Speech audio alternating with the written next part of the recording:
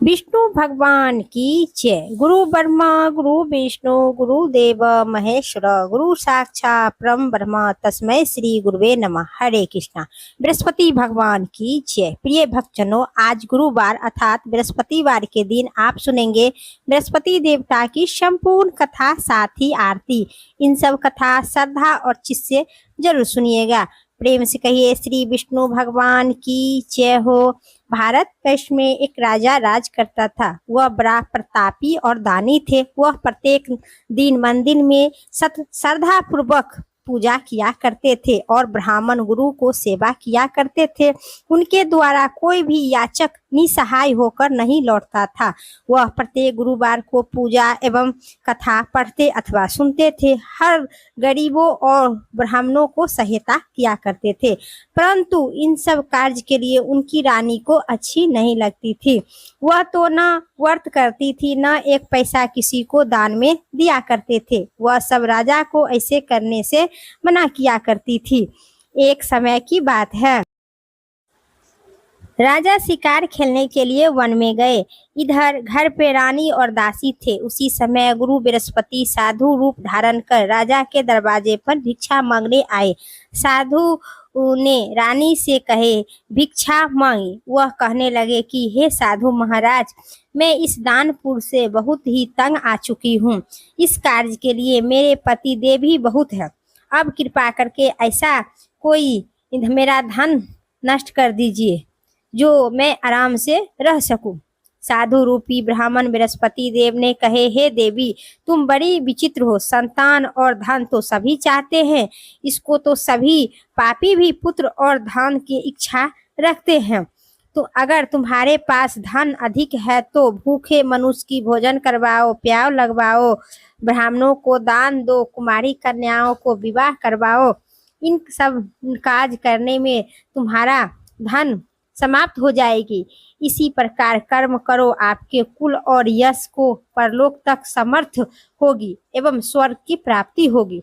परंतु रानी की इन सब बातों को खुशी नहीं आई। उन्होंने कहा, हे साधु महाराज, ऐसी दान पुण्य के मैं कोई आवश्यकता नहीं है जिसे मैं अन्य लोगों को दान दूं तथा इसको रखने और संभालने में मेरा सारा समय नष्ट हो जाएगा। साधु ने कहे, हे देवी, यदि तुम्हारी ऐसी इच्छा है तो जैसे मैं तुमको बताता हूँ वैसा ही करना। बृहस्पतिवार के दिन घर को गोबर से लीपना, अपने केशों को पीले मिट्टी से धोना, केश को धोने समय स्नान करना, राजा से कहना कि ये हजामत करवाए, भोजन में मांस मदिरा खाना, कपड़ा धोबी को यहाँ धोने देना। इसी प्रकार 7 बृहस्पतिवार करने से तुम्हारा धन नष्ट हो जाएगा। यह कहकर साधु महारूपी बृहस्पति देव वहां से अंतर्ध्यान हो गए। रानी साधु कहने अनुसार 7 बृहस्पतिवार तक वैसा ही करने की विचार किए। साधु के बताए अनुसार कार्य करते हुए केवल 3 बृहस्पतिवार ही बीता, जिससे उनका समस्त धन नष्ट हो गए। अब भोजन के लिए परिवार तरसने लगा। संसारिक भोग से दुख रहने लगे। तब राजा ने रानी से कहे कि हे रानी, तुम यहाँ पर रहो, मैं दूसरे शहर जाता हूँ, क्योंकि यहाँ पर सभी मनुष्य हमें जानते हैं, इसलिए मैं यहाँ कोई कार्य नहीं कर सकते हैं। मैं अब परदेश जाता हूँ, वहाँ कोई काम धाम करूँगा, शायद हमारे भाग में इसी प्रकार होगा। ऐसा कहकर राजा परदेश चले गए।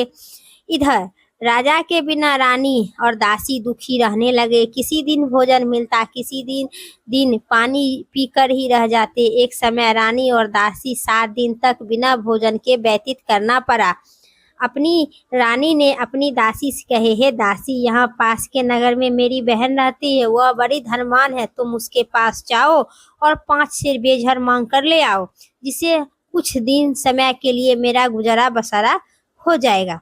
दासी रानी के बहन के पास गई। रानी की बहन उस समय पूजा कर रही थी। बृहस्पतिवार का दिन था। दासी ने रानी का बहन से कहा, हे रानी, मुझे आपकी बहन ने भेजे हैं, मुझे 5 सेर बेझर दे दो। दासी ने यह बात अनेक बार बोली, परंतु रानी की बहन न कोई उत्तर दी, क्योंकि उस समय बृहस्पतिवार का भगवान का कथा सुन रही थी।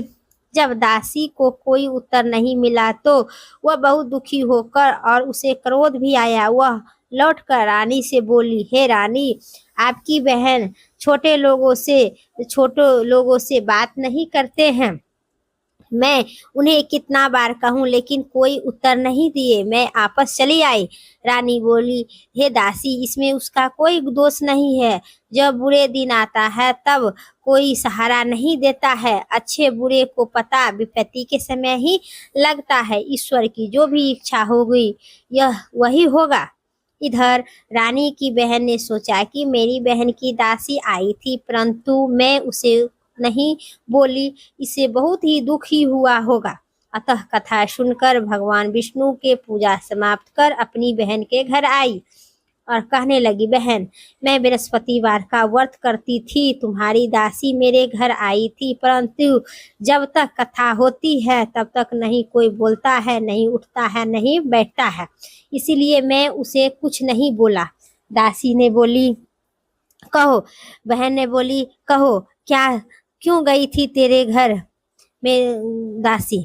तब बहन कहेगी, शायद देखो तुम्हारे घर में अनाज होगा। वैसे तो तुम कोई बात छिपी नहीं है, इसी कारण मैं तुम्हारे घर दासी के भेजे थे 5 सर बेझर लेने के लिए। रानी की बहन बोली, बहन देखो, बृहस्पति भगवान सभी के मनोकामना पूर्ण करते हैं। शायद देखो तेरे घर में अनाज होगा। जब दासी घर के अंदर गई तो बहुत हैरान हुई क्योंकि उन्हें एक एक बर्तन देख ली थी, उसे कुछ नहीं मिला। उन्होंने बाहर आकर रानी को बताई। दासी अपनी रानी से कहने लगी, हे रानी, देखो, वैसे तो हम दोनों बहुत अन्न के बिना हम लोग रोज व्रत करते हैं। अगर इनसे बृहस्पति भगवान के व्रत की विधि और कथा पूछ ली जाए तो हम दोनों भी इस व्रत को आवश्यक करेंगे। दासी के कहने पर रानी ने अपने बहन से बृहस्पतिवार का व्रत के बारे में पूछे। उनकी बहन ने बताया कि हे रानी, तुम बृहस्पतिवार को सूर्य उदय से पूर्व उठकर स्नान करके भगवान बृहस्पति देव के व्रत करना, लेकिन उस दिन सिर नहीं धोना चाहिए। बृहस्पतिवार के व्रत में चने की दाल और मुनक्का से भगवान विष्णु की केले के वृक्ष में के जड़ में पूजा करो तथा दीपक जलाओ। उस दिन एक समय ही भोजन करो। भोजन में पीले खाद्य पदार्थ के ही करना तथा कथा सुनकर इसी प्रकार करने से गुरु भगवान प्रसन्न होते हैं और अन्य पुत्र धन देते हैं और मनोकामना पूर्ण करते हैं। रानी और दासी दोनों ने निर्णय लिया कि बृहस्पति देव भगवान की पूजा जरूर करूंगी। 7 दिन बाद बृहस्पतिवार आया। घुड़साल में जाकर चना और गुड़ बीन कर लाई और केले की जड़ में भगवान विष्णु की पूजा की। अब भोजन पीला कहाँ से आए? दोनों बड़ी दुखी हुई और परंतु उन्होंने व्रत किया था, इसी कारण बृहस्पति देव भगवान प्रसन्न होते एक साधारण व्यक्ति के रूप में 2 थाली में भोजन लेकर आए और दासी को देकर बोले, हे दासी, यह भोजन तुम्हारे और तुम्हारी रानी के लिए है, तुम दोनों भोजन करना। दासी भोजन पाकर प्रसन्न हुई और रानी से बोली, रानी जी, भोजन कर लीजिए। रानी बोली, यह भोजन तेरे लिए है, लेकिन भोजन आने के बारे में कुछ भी पता नहीं था, इसलिए रानी बोली, जा तू ही भोजन कर ले, क्यों मेरी हम व्यर्थ में हंसी उड़ा रही है। फिर दासी बोली, एक व्यक्ति 2 थाली में भोजन दे गए हैं। हे रानी कहने लगी, वह भोजन तेरे लिए है, वो भोजन कर लो। दासी बोली, वो व्यक्ति हम दोनों के लिए भोजन है, चलिए हम दोनों साथ साथ भोजन करके भगवान को नमस्कार कर किए। उसके बाद प्रत्येक बृहस्पतिवार को गुरु भगवान बृहस्पति के व्रत और पूजा करने लगी। बृहस्पति देव भगवान की कृपा से उनके पास फिर से धन आ गया, परंतु रानी फिर से आलस करने लगी। तब दासी बोली, देखो रानी, पहले तुम इसी प्रकार से आलस करती थी, तुम धन को रखने में कष्ट होता है, इसी कारण सभी धन नष्ट हो गया था। अब गुरु भगवान की कृपा से धन मिला है तो फिर से आपको आलस आने लगा। बड़ी मुश्किल से के बाद हम दोनों के धन पाए हैं, इसीलिए इसे दान पुण्य करना चाहिए, भूखे मनुष्य को भोजन करवाना चाहिए, प्याव लगवाना चाहिए, ब्राह्मणों को दान दे, कुआं तालाब बावड़ी इत्यादि को निर्माण करवाइए, पाठशाला बनवाइए, धन को कुमारी कन्याओं को विवाह करवाइए, धन को शुभ कार्य में खर्च करो, जिसे तुम्हारे कुल यश बढ़ेगा तथा स्वर्ग की प्राप्ति होगी और पितृ प्रसन्न होंगे। दासी के बात सुनकर रानी इसी प्रकार कर्म करना प्रारंभ कर दिए, जिसके काफी यश फैलने लगा। एक दिन रानी और दासी आपस में विचार करने लगे कि न जाने किस दशा और कहाँ होंगे राजा, उनकी कोई खोज खबर नहीं है। भगवान गुरुदेव उन्हें प्रार्थना करने लगी और भगवान ने रात्रि में राजा को स्वप्न में कहा, हे राजा उठो, तेरी रानी याद कर रही है, अब अपने देश लौट जाओ। राजा प्रातः काल उठकर जंगल में लकड़ियों को काट कर लाए और जंगल में जाते समय में वे जंगल में गुजरते हुए सोचने लगा कि न जाने रानी के गलती से कितने दुख भोगना पड़ता है। राजपाट छोड़कर हमें जंगल में आकर रहना पड़ता है, जंगल में लकड़ी काटकर उन्हें बेचकर गुजारा बसारा करना पड़ता है। उसी समय जंगल में बृहस्पति देव साधु के रूप धारण कर आए और राजा के पास जाकर बोले, हे लकड़ीहारे, तुम इस सुनसान जंगल में किस चिंता में बैठे हो, मुझे बताओ। यह सुनकर राजा के नेत्र से जल भर आया और साधु के वंदना कर बोला, हे प्रभु, आप तो सब कुछ जानने वाले हैं। इतना कहकर राजा ने साधु को अपनी संपूर्ण कहानी सुना दिए। महात्मा दयालु होते हैं, वे राजा से बोले, हे राजा, तुम्हारी रानी बृहस्पति देव के प्रति अपराध की थी, जिसके कारण तुम्हारे यह दशा हुई। अब तुम चिंता मत करो। राजकुमार ने उठो, चिंता मत करो, तुम्हारी सभी मनोकामना पूर्ण होगा। अब इधर राजा ने लकड़ी को घर पर पता नहीं, क्योंकि अब किसी प्रकार की चिंता मत करो, भगवान तुम्हें पहले से अधिक धन देंगे। देखो, तुम्हारी पत्नी ने बृहस्पतिवार का व्रत प्रारंभ कर दी है, अब तुम भी बृहस्पतिवार का व्रत करो। चने की दाल गुड़ जल के लोटे में रख कर केले के वृक्ष पर रख करो, फिर कथा कहो या सुनो, भगवान तुम्हारी सभी मनोकामना पूर्ण करेंगे। साधु को प्रसन्नता देखकर राजा बोले, हे प्रभु, मुझे लकड़ी बेचकर इतना पैसा भी नहीं बचता जिसे भोजन के करने के उपरांत कुछ बचा सकूं। मैंने रात्रि में अपनी रानी की व्याकुल देखा हूँ, मेरे पास कोई साधन नहीं है जिससे समाचार जान सकूं, फिर मैं बृहस्पति देव का क्या कहानी कहूँ, मुझे तो कुछ भी मालूम नहीं है। साधु ने कहे, हे राजा, तुम किसी बात की चिंता मत करो, बृहस्पतिवार के दिन तुम रोजाना की तरह लकड़ी को लेकर शहर में जाओ, तुम्हें रोज से दुगुनी धन की प्राप्ति होगा, जिसे तुम भली भांति भोजन करके लोगों तथा बृहस्पति देव की पूजा का सामान भी ले आओगे। बृहस्पति देव की कथा इसी प्रकार होता है। प्रेम से कहिए बृहस्पति देवता की जय। प्राचीन समय में बहुत ही निर्धन ब्राह्मण थे, उनके कोई भी संतान नहीं था। वह नित्य पूजा पाठ करते थे, परंतु उनकी स्त्री मालिन स्वभाव के थी। वह स्नान नहीं करती थी, न किसी देवी देवता के पूजा करती थी। प्रातः उठते सर्वप्रथम भोजन करती थी, बाद में कोई अन्य कार्य करती थी। ब्राह्मण देवता बहुत दुखी रहा करते थे, पत्नी को बहुत समझाते थे, किंतु उनको कोई परिणाम नहीं निकलता था। भगवान की कृपा से ब्राह्मण की स्त्री के एक कन्या उत्पन्न हुई। वह कन्या अपने पिता के घर में बड़ी होने लगी।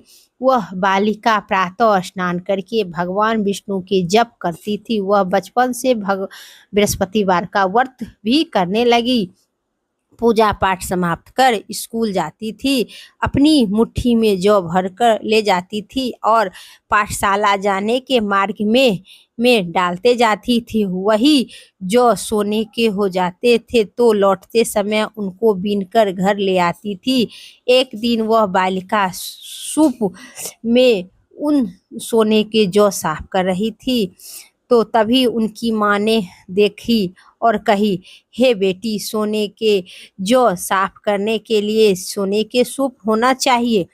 दूसरे दिन गुरुवार था। इस कन्या ने व्रत रखा और बृहस्पति देव की प्रार्थना करके कहा, हे प्रभु, यदि मैं सच्चे मन से आपकी पूजा करती हूँ तो मुझे सोने के सूप दे दो। बृहस्पति देव ने उनकी प्रार्थना स्वीकार कर लिए और रोजाना के तरह कन्या को जौ फेंकते हुए स्कूल जाती और स्कूल से लौटते समय जौ बीन कर ले आती। बृहस्पति देव की कृपा से उसे सोने के सूप मिला। उस सोने के सूप घर ले आई और उसे साफ करने लगे, परंतु उनकी मान वही ढंग रहा। एक दिन की बात है, वह कन्या सोने के सूप में जौ साफ कर रही थी। उसी समय उस नगर के राजकुमार वहां से निकल रहा था। उस कन्या के रूप और सोने के सूप में जौ साफ कर देख कर वह कन्या पर मोहित हो गया। राजमहल में जाकर भोजन तथा जल त्याग कर उदास होकर लेट गया। राजा को जब पता राजकुमार के द्वारा चला कि अन्न जल त्याग कर समाचार सुना तो वह अपने मंत्री के साथ अपने पुत्र के पास गया और बोला, हे बेटा, तुम्हें किस बात के कष्ट है? किसी ने अपमान किया है अथवा कोई कारण है सो मुझे बताओ, जो करूंगी जिससे तुम्हें प्रसन्नता होगी। राजकुमार ने अपने पिता की बात सुनकर बोला, मुझे कोई बात की आपकी कृपा से किसी बात के दुख नहीं है। किसी ने मेरा अपमान भी नहीं किया है, परंतु मुझे उस लड़की के साथ विवाह करना चाहता हूँ जो सोने के सूप में सोने के जौ साफ कर रही थी। यह बात सुनकर आश्चर्यचकित हो गया राजा को और बोला, हे बेटा, इस तरह के कन्या को पता तुम ही लगाओ, मैं उसके साथ तुम्हारा विवाह अवश्य कराऊंगी।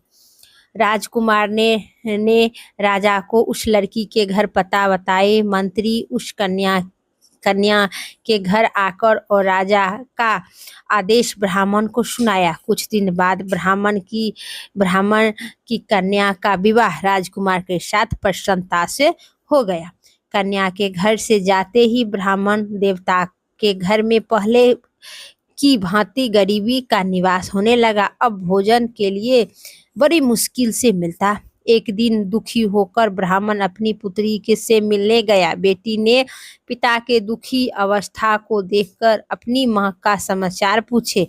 ब्राह्मण ने तभी हाल कहा। तब कन्या ने कहा धन देकर और अपने पिता को विदा कर दिया। इसी तरह ब्राह्मण को कुछ दिन सुखपूर्वक व्यतीत हुई।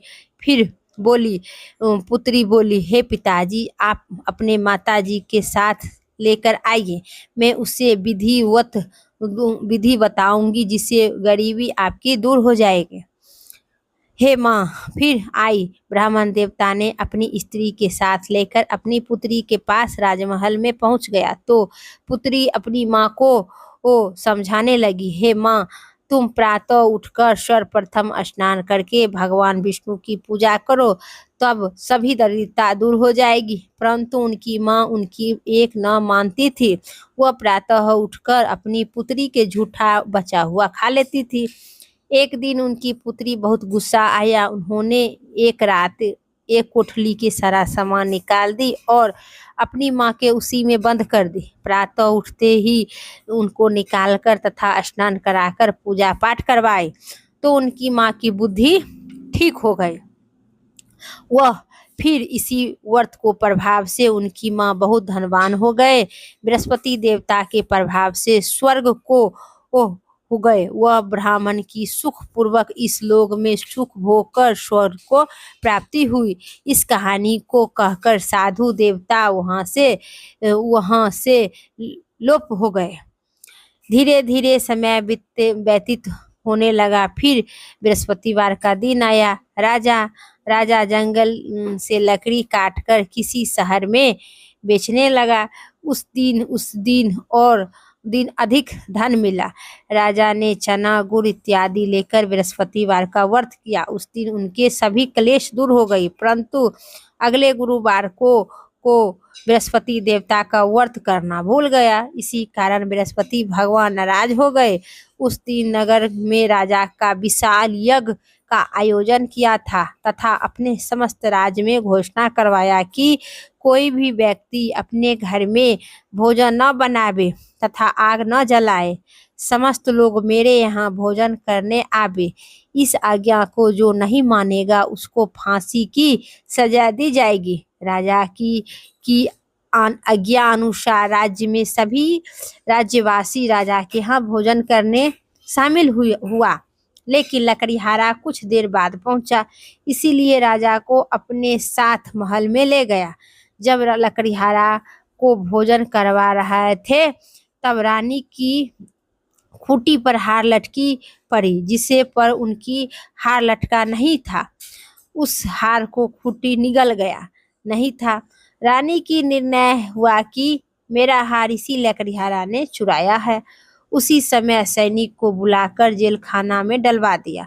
जब लकड़ीहारा जेल खाने में गया तो बड़ी दुखी होकर विचार करने लगा कि न जाने कौन सा पूर्व जन्म के मेरा कर्म से मुझे यह दुख प्राप्त हुई है, और साधु की याद करने लगा। जंगल में जो साधु मिले थे तत्काल बृहस्पति देव साधु रूप धारण कर प्रकट हो गए और उनकी दशा को देखकर कहने लगे, मत हे अरे मूर्ख, तूने बृहस्पति देवता की कथा नहीं कहा, इसी कारण तुझे दुख प्राप्त हुआ है। अब चिंता मत करो, बृहस्पतिवार के दिन जेल खाने के दरवाजे पर 4 पैसा मिलेगा, उससे तुम बृहस्पति देव की पूजा करना तो तेरे सभी कष्ट दूर हो जाएंगे।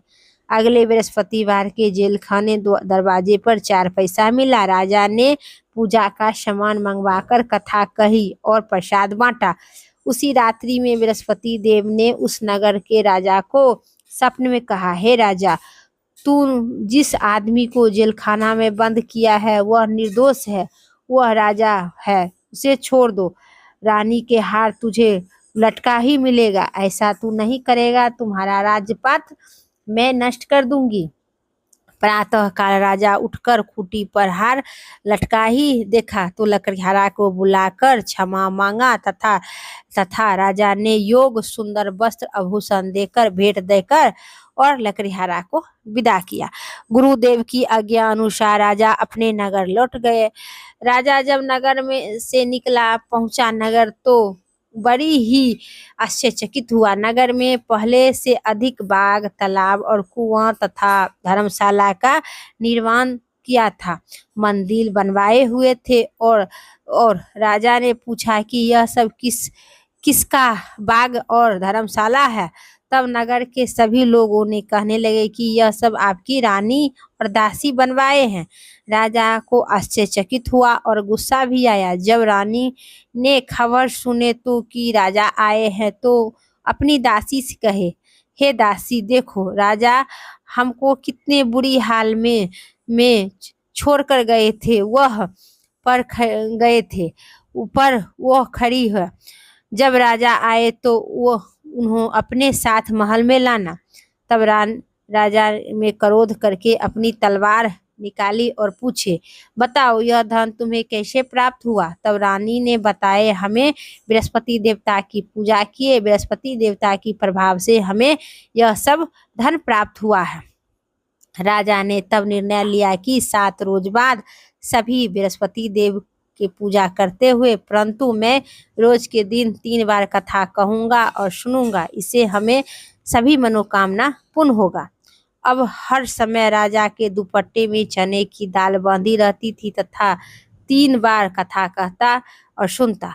राजा विचार किया कि चलो अपनी बहन के यहाँ जाते हैं। इसी तरह राजा ने बहन के यहाँ घोड़ा पर सवार होकर निकल गया। मार्ग में देखा कि कुछ आदमी मुर्दा लेकर जा रहा है। राजा ने उसे रोककर कहा, अरे भाइयों, मेरी बृहस्पतिवार की कथा सुन लो।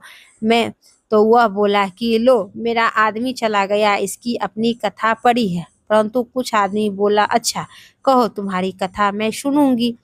इसी कथा कहना शुरू किया। आधा कथा कहा कि मुर्दा हिलने लगा, पूरी कथा कहा कि मुर्दा राम राम करके उठकर बैठ गया। राजा वहां से आगे बढ़े चलते चलते शाम हो गया। आगे मार्ग में उसी एक किसान खेत में हल जोत रहे थे। राजा ने उसे कहा, अरे भाई, तुम मुझे बृहस्पति देव की कथा सुन लो। किसान बोला, जितनी देर आपकी कथा सुनूंगी उतनी देर मैं चार हाल जोत लूंगा। अपनी कथा किसी और को सुना। राजा आगे चलने लगे। राजा के वहां से जाते ही किसान का बैल पिछड़ कर गिर गया। किसान के पेट में बहुत तेज दर्द होने लगा। उसी समय किसान की माँ रोटी लेकर आई। जब उन्होंने अपने पुत्र की ऐसा दशा देखी तो उन्होंने सारा हाल पूछा। किसान ने सारी बात माँ की बता दिया। किसान की माँ दौड़ी दौड़ी राजा के पास गए और उन्होंने कहने लगे, मैं आपकी कथा सुनूंगी, तू अपनी कथा मेरे खेत पर जाकर कहना। राजा लौटकर किसान के खेत पर जाकर कथा कही, जिसे सुनते ही बैल उठकर खड़ा हो गया और किसान का पेट भी दर्द बंद हो गया। राजा अपनी बहन के घर पहुंचे।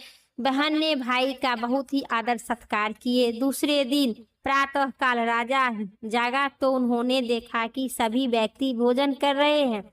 राजा ने अपनी बहन से पूछे, क्या कोई ऐसा व्यक्ति नहीं है जिससे भोजन न किया हो और न जो मेरी बृहस्पतिवार का कथा सुन लो। बहन ने कहा, भैया, यहाँ के लोग पहले भोजन करते हैं, बाद में अन्य काम करते हैं। फिर यदि पड़ोसन में कोई ऐसा व्यक्ति हो तो मैं देख आती हूँ। यह कहकर बहन देखने गई, लेकिन उन्हें कोई ऐसी व्यक्ति नहीं मिली जिसे भोजन नहीं किया हो। फिर वह पड़ोसन के एक कुम्हार के घर में गई, जिनका लड़का बहुत बीमार था। इसी कारण से उनके घर में 3 दिन से भोजन नहीं बना था, न कोई खा रहा था। रानी ने उसी कुम्हार से अपने भाई की कथा सुनने के लिए कहे तो कुम्हार तैयार हो गए। राजा ने उनके घर जाकर बृहस्पतिवार की कथा कही, जिसे सुनकर उनका लड़का ठीक हो गया। अब तो अभी सभी लोग राजा को प्रशंसा करने लगे।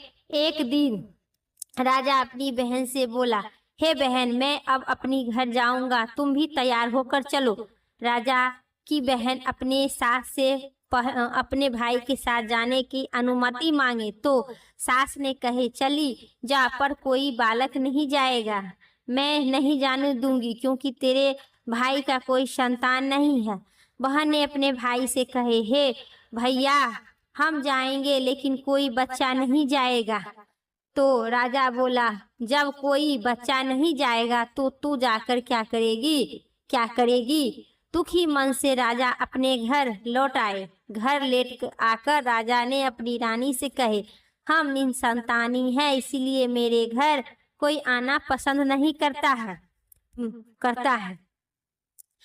वह भोजन इत्यादि नहीं किए बिना खाए पिए सैया पर लेटकर और सोने लगे। तब रानी ने कहा, हे प्रभु, बृहस्पति देव हमें सब कुछ दिए हैं, हमें अंत में संतान भी आवश्यक ही देंगे।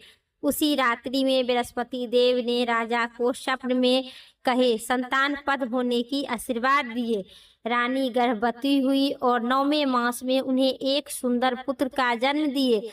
तब राजा ने अपनी रानी से कहे, हे रानी, स्त्री बिना भोजन के रह सकती है पर बिना बोले नहीं रह सकती है। मेरी बहन के आने पर तुम कुछ उसे मत कहना। रानी ने हाँ कर दी। राजा की बहन जब यह शुभ समाचार सुने तो बहुत खुशी होकर बधाई लेकर अपने भाई के घर आई। तो रानी ने कहे, घोड़ा चढ़कर नहीं आए हैं, गधा चढ़कर आई हो। राजा की बहन बोली, भाभी, मैं इस प्रकार न कहती तो तुम्हें संतान कैसे मिलती। इसी प्रकार से जिसके मन में जो मनोकामना होते हैं वह सभी बृहस्पति देव पूर्ण करते हैं। जो व्यक्ति नियम पूर्वक सतदेव भाव से बृहस्पतिवार का व्रत करता है और कथा पढ़ता है या सुनता है, बृहस्पति देव उनकी सारी मनोकामना पूर्ण करते हैं और सदा उनकी रक्षा करते हैं। जब रानी और राजा ने सच्चे भावना से बृहस्पति देव की कथा का गुणगान किए, उनकी सारी इच्छा बृहस्पति देव ने पूर्ण कर दिए। इसीलिए सबको बृहस्पति देव की कथा सुनने के बाद प्रसाद लेकर जाना चाहिए। सच्चे हृदय से उनका मनन करते हुए जयकार बोलना चाहिए। प्रेम से कहिए, बृहस्पति भगवान की जय हो। अब सुनिए बृहस्पति देव की आरती। ओम जय बृहस्पति देवा, जय बृहस्पति देवा, छीनी छीनी भोगी लगाऊं, छीनी छीनी भोगी लगाऊं, कदली फैली नेबा।